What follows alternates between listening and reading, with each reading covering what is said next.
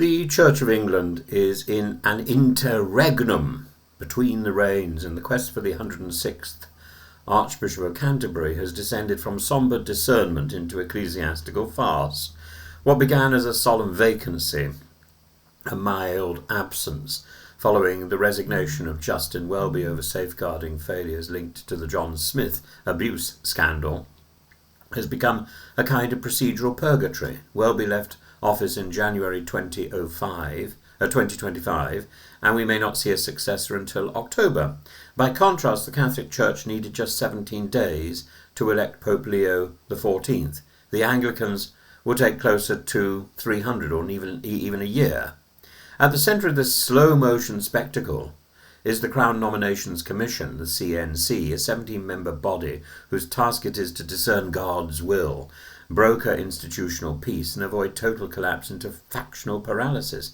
Chaired by Lord Jonathan Evans, former head of MI5 and now the Church's lead ecclesiastical wrangler, the CNC has so far met twice this summer, with the third session due in September, and after that the shortlist will be handed to Downing Street and finally to King Charles for rubber stamping.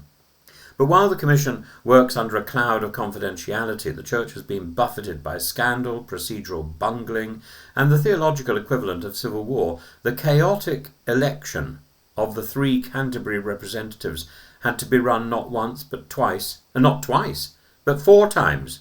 Not once, not twice, not 3 times, 4 times! And at one point an evangelical vicar with 10 votes was trumped by a liberal one with 1 vote.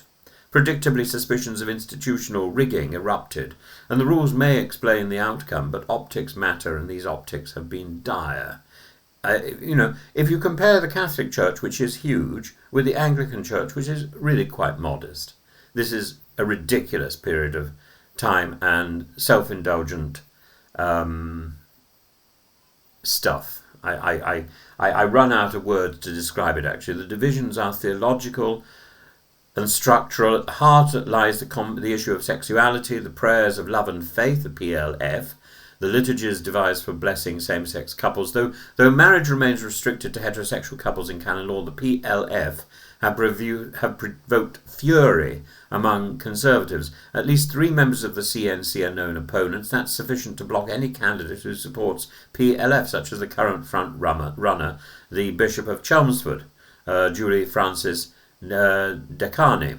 Dehqani, the most compelling figure in the race, an Iranian-born child refugee. She combines biography with gravitas. A former Bishop of Loughborough, now leading Chelmsford, she speaks to the nation's diversity and has led the Church's engagement with migration and housing. She supports same-sex blessings, but avoids theological tribalism. For a progressive, she could be a breakthrough, the first female Archbishop of Canterbury. But other names are also being whispered. Sarah Mullally, the Bishop of London, is a former chief nursing officer with administrative prowess and a calm temperament, possibly a transitional archbishop. Michael Beasley, Bishop of Bath and Wells, walks the tightrope between progressives and conservatives. He's cautiously backed the PLF while questioning the process used to introduce them. This is the context with Cherry Van, newly elected Archbishop of Wales, who steps with quiet but seismic symbolism, a lesbian in a civil partnership, and now the first openly gay Archbishop in Britain. Her election by the Church in Wales was unthinkable 2 decades ago. Van is no provocateur.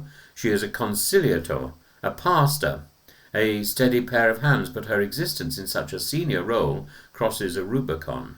She enters the International Primates meeting with moral authority and personal experience, and her election will weigh on the CNC's sense of precedent and possibility. There is, of course, an institutional question as well. Who would even want to be Archbishop of Canterbury? The job is part spiritual leader, part constitutional relic, part ecclesiastical therapist. The Archbishop must command the House of Lords, officiate at royal events, including the eventual coronation of Prince William, manage a national church in steep decline, and try to hold together a global communion threatening to fly apart. The statement of needs issued by the Canterbury Diocese was candid. The next Archbishop must speak honestly about the failures and the injustices of the Church, must restore trust, and offer spiritual leadership to a nation that no longer believes it needs one. Quite. The worry is that the process will deadlock. 2/3 majority is required. Recent bishoprics, Ely and Carlisle, have failed to reach it. If Canterbury follows suit, the entire process resets. One starts again. The Church looks ridiculous. More, it looks irrelevant. It's not beyond imagining that the Church of England is drifting into a Ramellosian state, a soft institutional rot where no one can quite say where the foundations crack, but everyone can sense that they are sinking. What is needed is not merely consensus, but courage. And the next Archbishop must be willing to address the abyss between what the Church says and what it actually does.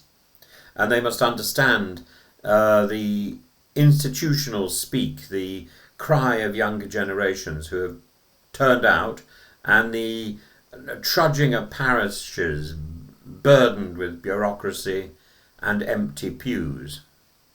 A biogenesis may be a miracle in biology, but the Church is banking on it in theology, that new life can emerge from seeming death.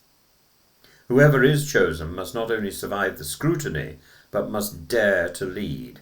And whether that will be Dehqani, Mullally, Beazley, or someone else altogether, the final choice must reconcile a broken institution with its need for healing and truth, and it must be done soon. The communion is watching, the country is indifferent, and the stakes are quite literally spiritual, heavenly, universal.